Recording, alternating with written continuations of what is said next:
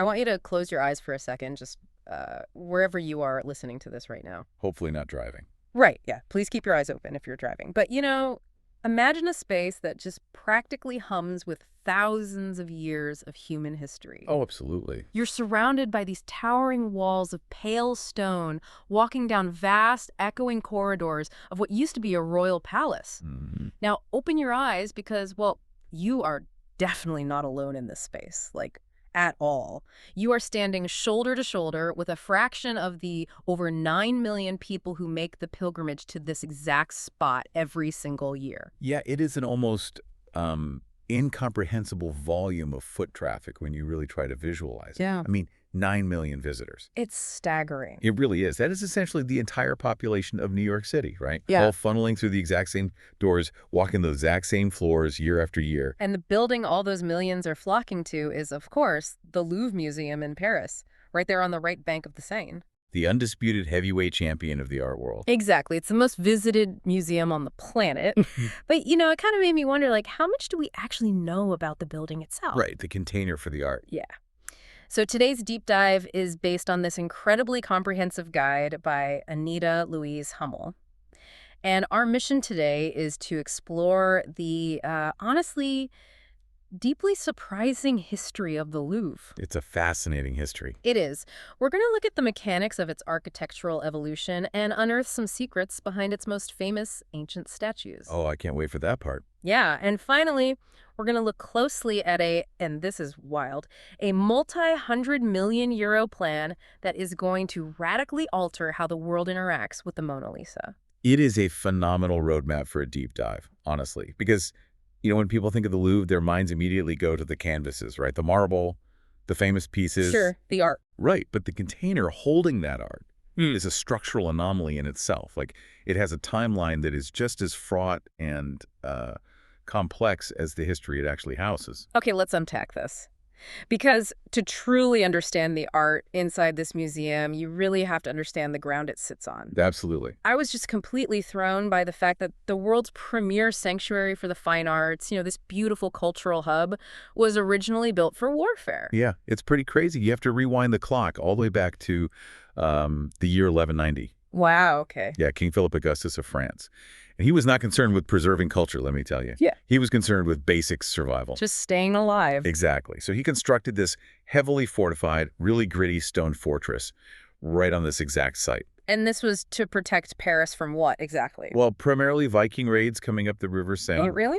Vikings. Oh, yeah. And also to defend against English invasions. So it was purely a military installation. Mm. See, I found myself trying to imagine the logistics of that transformation because, how do you take a 12th century military bunker that's literally designed to repel battle axes, right? Right. Thick walls, moats, the whole deal. Yeah. And then slowly, over centuries, you turn it into the equivalent of the Smithsonian. I mean, from what I gathered, it wasn't just a matter of doing some interior decorating. Not at all. They literally built the palace on top of the rubble, didn't they? Precisely. It was this massive, multi-generational demolition and reconstruction project. And it was all driven by shifting geopolitical realities. Okay, so how did it go from fortress to palace? Well, by the 16th century, the immediate threat of Viking longboats had faded. So King Francis decided he was entirely done living in a dark, damp medieval keep. I mean, fair enough. Right. So starting in 1528, he ordered the central tower to be demolished just to let in some light. Oh, wow. Yeah. And then he began replacing the fortress with this sprawling, really lavish Renaissance palace. Mm. But the cool thing is, they didn't entirely rip out the roots. What do you mean? Well, if you wander through the lowest underground levels of the museum today, Yeah. you can actually walk through the excavated original stone foundations. You can literally walk in the dry moat of that 12th century fortress. That is just incredible. But the royal connection doesn't even last, right? No, it doesn't. Because successive monarchs keep expanding this massive complex, adding these grand galleries, royal apartments. But then in 1682, King Louis XIV essentially decides that Paris is just too volatile. Right, the political climate was getting a bit hot. Exactly. So he moves his entire royal court out to the Palace of Versailles. He just packs up and leaves this colossal palace sitting empty in the middle of the city. Well, not entirely empty. Yeah, he uses it as this opulent storage locker for the royal art collection, which is just a wild flex. It really is. Right. But if we connect this to the bigger picture, The true paradigm shift like. The moment the Louvre, as we know it, is actually born, happens a full century later. The French Revolution. Yes, 1793. The French Revolution has overthrown the monarchy, and the revolutionary government issues this decree that fundamentally rewrites cultural history. Because up until then, all this art was just for the elite. Right. Exactly. But they declare the Louvre is no longer a private royal hoard, it is now a public museum. Art is democratized for everyone. I was seriously trying to wrap my head around the logistics of that opening day. To take the ultimate symbol of elite, untouchable wealth and just open the doors to the general public. It must have been surreal. But the funny thing is, when they opened those doors in 1793, there were exactly 537 paintings on display. 537. Which sounds like nothing today. Right. But a number like that, while small by today's standards, was likely just an overwhelming visual feast for an 18th century citizen who had, never had any access to private galleries before. For sure. It would have been mind-blowing. But compare that to today. The collection has exploded from those 537 paintings to over 380,000 objects. It's a staggering amount of history. It is. And to handle that explosion, the architecture had to evolve yet again, which leads us to 1989 and the highly controversial glass pyramid. Oh, yes. Designed by the Chinese-American architect I.M. Pei, the Grand Louvre project. That was a huge deal, wasn't it? It was a monumental feat of engineering. The museum had just grown too sprawling. Like there was no centralized way to move millions of people through the disparate wings of the palace. So what was Pei's solution? His solution was to dig down. Which, I have to say, digging a massive crater in the middle of a centuries-old, incredibly fragile courtyard without collapsing the Renaissance masonry surrounding it. Yeah. That sounds like an absolute nightmare. Oh, it's incredibly tense. It required incredible structural shoring. They excavated this vast underground lobby, the Cour Napoleon, and then they capped it with that sleek, hyper-modern geometric glass and steel pyramid. Such a striking contrast to the old stone. It really is. And it functions as this massive skylight, basically pulling natural illumination down into this subterranean circulatory system. It was designed to solve a bottleneck, cleanly funneling visitors up into the various wings of the museum. Although, looking at the numbers today, cleanly funneling might be a bit optimistic. Fair point. Because with 380,000 objects and roughly 35,000 on display at any given time, just navigating the Louvre is a staggering physical challenge. It's exhausting. The source material noted this stat that just floored me. It said that if you wanted to see every single piece currently on display and you only paused to look at each object for 30 seconds, it would take you 100 straight days. 100 days. Yeah. And that's assuming you don't sleep, you don't eat, and you don't pause to tie your shoes. Right, just a pure 2047 sprint of art appreciation. Exactly. It is an ocean of human history, which is exactly why that underground pyramid base is so necessary.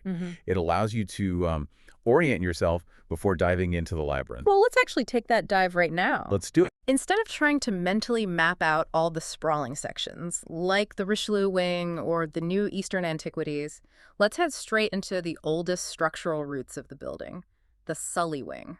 Perfect place to start. Yeah, specifically the ground floor, tucked away in the Department of Greek, Etruscan, and Roman antiquities. Because this is where you find one of the most famous pieces of carved stone on Earth. The Venus de Milo. Yes. It is a larger-than-life marble statue depicting Aphrodite, the Greek goddess of love and beauty. It originates from the Hellenistic period, carved roughly between 130 and 100 BCE. And just to clarify for the listener, the Hellenistic period is that specific era of Greek art where sculptors moved away from those kind of stiff, rigid figures. Right, the archaic stuff. Yeah, and they started focusing on intense realism, movement, and emotion. Exactly. And you see it so clearly in this statue. Like, look at the impossibly lifelike, heavy drapery resting on her hips. It's amazing. It really looks like fabric that could slip to the floor at any second, despite being, solid stone. The discovery of it in 1820 is pretty fascinating, too, because it wasn't unearthed by some massive, well-funded archaeological team. No, not at all. A Greek peasant named Yorgos Kontratas just kind of stumbled upon her in a ruined niche on the island of Milos. Just a lucky find. Totally. But I found myself questioning the curation choices once she actually arrived in Paris. Ah, you're thinking about the missing arms. Yes, because the guide explicitly notes that fragments of an arm, including a hand holding an apple, were actually found in the same niche near the statue. Hmm. So if they had the pieces, why not just reattach them? Or, for that matter, sculpt new ones to match? It seems so counterintuitive for a premier museum to deliberately display a broken artifact when they could present a quote-unquote perfect classical goddess. It does seem strange at first glance. Was it just a matter of the stone joints being too damaged to support the weight of the arms? Well, what's fascinating here is that the decision was heavily philosophical rather than purely structural. Oh, Yeah, the curators of the Louvre certainly had the technical capability to attempt a restoration. They did that sort of thing all the time. However, it was never conclusively proven that those specific arm fragments actually belonged to the Venus. so it was a guess? Right. Attaching them would have been an assumption, a historical forgery of sorts. So they made this really bold choice to display her exactly as she emerged from the earth. Wow, so the refusal to fix her is actually what cemented her iconic status in the first place. Precisely. By remaining fragmented, she actually demands more from the viewer. Your mind naturally tries to complete the silhouette, Yeah, right? you sort of fill in the blanks. Exactly. But on a deeper level, her brokenness transforms her. She ceases to be just a literal depiction of a mythological figure. She becomes this tangible symbol of survival. That's a great way to put it. The missing limbs represent the ravages of time. It proves that these classical ideals can endure millennia of decay and still command absolute awe. That's incredible. Though leaving the ancient stone of the Sully wing behind, I want to trace the evolution of European art by moving up to the first floor of the Denon wing. Ah, heading to the heavy hitters. Exactly, because this leads directly to the museum's undisputed crown jewel. But to get there, you have to walk through the Grand Gallery. Which is an architectural masterpiece in its own right. I mean, it is a naturally lit corridor that stretches for a full quarter of a mile. A quarter of a mile of just wall space, absolutely packed with monumental European genius. You're walking past Caravaggio, Raphael, Titian, Just masterpiece after masterpiece. and you have these massive wall-swallowing French canvases, like Eugene Delacroix's Liberty Leading the People. It is literally a sensory overload of dramatic, room-sized paintings. The sheer volume of cultural weight concentrated in that single hallway it's overwhelming. You could build an entire national museum out of just a fraction of the art hanging in that one You corridor. really could. But here's where it gets really interesting, though. For millions of visitors, this quarter-mile stretch of absolute artistic triumph is treated as nothing more than a waiting line. It's tragic, honestly. It is. They march right past Titian without a second glance because they're laser-focused on getting into one specific room just off the gallery. The Salle des Etats, Yep. which happens to be the absolute largest room in the entire Louvre. Right, and sitting inside the largest room in the building is a surprisingly tiny piece of poplar wood. It is shockingly small. It measures just 30 by 21 inches. Painted by Leonardo da Vinci in the early 16th century, the portrait of Lisa Gherardini, The Mona Lisa, the Mona Lisa. or La Joconde as they call it in France. Its status as a global icon has just completely eclipsed its physical reality as a painting at this point. Yeah, it's more of an idea than a painting now. But I want to get into the technical mechanics of the painting for a second, because I think it's easy to look at it and just see, a portrait of a smiling woman. But from what I was reading, Da Vinci wasn't just mixing colors on a palette. He was essentially manipulating the physics of light using a technique called sfumato, which translates to vanish or evaporated like smoke. That's right. How does a painter physically achieve that on a piece of wood? I mean, how does paint evaporate like smoke? Well, it requires a level of patience that is almost unimaginable to most people. Hmm. Leonardo was utilizing dozens upon dozens of microscopic layers of translucent oil glazes. Microscopic. Literally. Rather than mixing opaque paint to create a flesh tone and just, applying it like you would normally, he was painstakingly layering nearly invisible washes of color over a base layer. Wow. So light actually passes through these translucent glazes, hits the base layer underneath, and reflects back out to the viewer's eye. Oh, that is wild. So instead of drawing a hard, distinct line to define like the edge of her cheekbone or the corner of her mouth, he's just endlessly fading and blurring these translucent layers into one another. Exactly. He is entirely eliminating the harsh outlines that dominated earlier Renaissance art. And that sfumato technique is the precise mechanical reason for her famously enigmatic smile. Really? That's the secret to the smile. Yeah. Because the shading around the corners of her eyes and mouth is so incredibly soft and totally devoid of hard lines, her expression seems to physically shift and change depending on exactly where your eye focuses on the panel. That is just brilliant. And he's doing something similar with the background, too, right? It's not just a flat painted backdrop. No, not at all. He was utilizing atmospheric perspective in that jagged, icy landscape behind her. Atmospheric perspective. Right. Leonardo deeply studied how particles in the air actually scatter light. He understood that objects further away appear less detailed, lighter, and slightly bluer. Oh, right, like mountains in the distance. Exactly.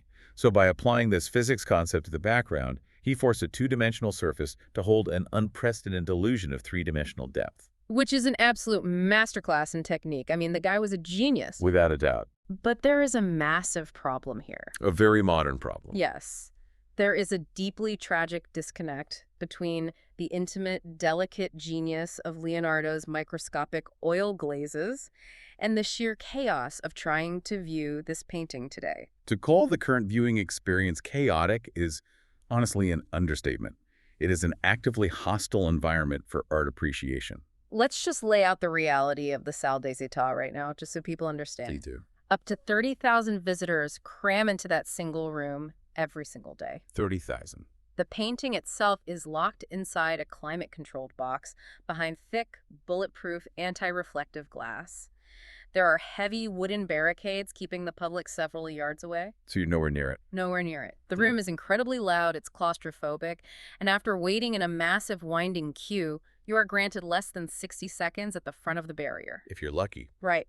Less than a minute to snap a quick photo on your smartphone before security guards literally usher you out of the way to make room for the next person. It completely strips the dignity from the artwork. I mean, you cannot appreciate the nuance of translucent oil glazes from 20 feet away through bulletproof glass while being shoved from behind. No, of course not. It is a profound disservice to both Leonardo's legacy and to the visitors who, travel across the globe to experience it. So what does this all mean? How does a museum that sees 9 million visitors a year fix an infrastructure bottleneck this severe? I mean, you can't just mandate that people stop wanting to see the Mona Lisa. No, you can't suppress the demand, but you can entirely reconstruct the architecture of access. Okay. The Louvre has finally recognized that the current situation is completely unsustainable, which is why they have officially launched the Louvre Nouvelle Renaissance, the New Renaissance project. And this is the multi-hundred-million-euro overhaul. Yes, it is. And the absolute centerpiece of this plan is the radical relocation of the Mona Lisa. They are actually moving her out of the Salle des Etats after all this time. Yeah. By the early 2030s, she'll be gone from that room entirely. Where does she go?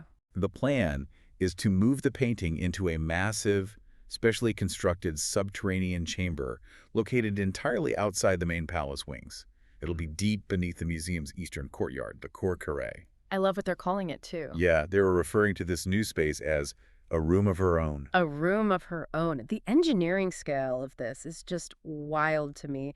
They are building a 2,000 square meter underground chamber just for this one 30 by 21 inch piece of wood. It's massive. But I imagine the climate control logistics alone for an underground room of that size must be a total nightmare, especially considering poplar wood is incredibly reactive to humidity. Oh, absolutely. The environmental controls will have to be absolute state-of-the-art to prevent the wood from warping or, preventing those microscopic glazes from cracking. Right. But the vast 2,000 square meter footprint isn't actually for the painting. It's for the people. Exactly.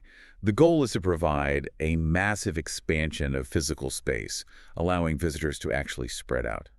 It'll drastically reduce the elbow-to-elbow combat viewing that kind of defines the current experience. But, decoupling the ticketing makes me wonder about the broader impact here, because they are designing this as a completely separate access point, right? Yes, they are. Using the Colonnade de Perrault, which, just for the listener, is that massive, grand, classical facade with all the columns on the far eastern side of the complex. So if you buy a ticket just for the Mona Lisa, you go through that eastern entrance straight down into the subterranean chamber, and you never actually set foot in the historic wings of the Louvre. That's the plan. Doesn't that run the risk of turning the Mona Lisa into, like, a glorified theme park attraction that's entirely divorced from the rest of art history? Well, this raises an important question. And it is the exact tightrope that global heritage sites have to walk right now. How do you provide mass democratic access to a universally demanded artifact without degrading the entire institution in the process. It's a tough balance. Very tough. The Louvre's curators are basically making a calculated philosophical wager. Yeah. Isolating the Mona Lisa might feel a bit like a theme park attraction, sure, but it is a necessary sacrifice to save the viewing experience of the other 34,999 objects on display. I see. Because right now, the Pompeii glass pyramid is buckling under the weight of 9 million people. I mean, it was only designed to handle 4 million when it opened in the 80s. Exactly. It's overcapacity. So by siphoning off the tens of thousands of daily visitors who strictly want to see the Mona Lisa and rerouting them to the eastern facade, they instantly relieve the critical pressure on the pyramid and the Denon wing. Exactly. It completely changes the circulatory flow of the entire museum. That actually leads to a rather profound thought to consider. What's that? Well, if this multi-hundred million euro underground project succeeds in swallowing up the chaotic, camera-flashing crowds, Oh. what happens to the rest of the museum? Oh, wow. Right. If the Salle des États is suddenly empty and the Grand Gallery is no longer just a busy highway to get to Da Vinci, Mm. could the sprawling, sunlit halls of the Louvre quietly revert back to being a peaceful sanctuary for art lovers? That would be amazing. Will stripping the museum of its biggest tourist bottleneck actually restore its soul? I really, really hope so. I mean, just the idea of walking down that quarter-mile corridor, standing in front of a Caravaggio, and actually being able to hear your own footsteps again, that is an incredible possibility to look forward to. It really is. Now, before we wrap up, I want to take a quick second to connect directly with you, the listener. The source material by Anita Louise Hummel actually dives into a few other really fascinating concepts. Things like the persistent myth of the tortured artist, Van Gogh's specific color symbolism regarding yellow and blue, and even the lasting legacy of the Japanese printmaker Hokusai. All fascinating topics. Oh, for sure. We are explicitly bypassing those subjects today to keep our lens tightly focused on the Louvre's evolution, but I bring them up because that is exactly the kind of deep, analytical rabbit hole we love exploring here. We do love a good rabbit hole. We really do. So if you enjoy unpacking these kinds of historical mechanics and cultural shifts, we want to invite you into our inner circle. We would love nothing more than for you to become a permanent part of our community of curious learners. Come join us. Yes, please subscribe to these deep dives wherever you're listening. Head over and check out our YouTube channel and sign up for the newsletter. We genuinely want you to be a part of the ongoing conversation. We'd love to have you. So, the next time you see a photo of that sleek glass pyramid in Paris, or even just a plaster replica of the Venus de Milo, I want you to look a little closer. Remember the 800-year-old stone fortress foundations buried right underneath that lobby? And remember the microscopic layers of evaporated oil glaze. Exactly, because the history of how we view art is always deeper and honestly far more engineered than the surface suggests. Keep exploring.